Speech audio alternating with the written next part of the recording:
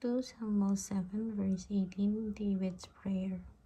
Then the king David went in and sat before the Lord, and he said, Who am I, sovereign Lord, and what is my family that you have brought me this far? And as if there were not enough in your sight, sovereign Lord, you have also spoken about the future of the house of your servant. And this decree, sovereign Lord, is for a mere human. What more can David say to you? For you know your servant, sovereign Lord. For the sake of your word and according to your will, you have done this great thing and made it known to your servant.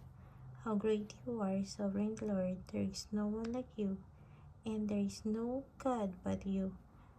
As we have heard with our own ears and know who is like your people Israel, the one nation on earth that God went out to redeem as a people for himself, and to make a name for himself, and to perform great and awesome wonders by driving out nations and their gods from before your people, whom you redeemed from Egypt.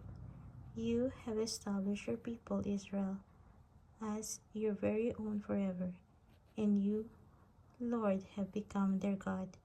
And now, Lord God, keep forever the promise you have made concerning your servant and his house. Do as your promise, so that your name will be great forever.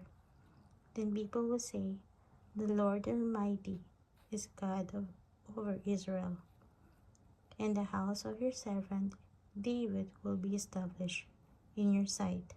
Lord Almighty, God of Israel, you have revealed this to your servant, saying, I will build a house for you, for your servant has found courage to pray this prayer to you.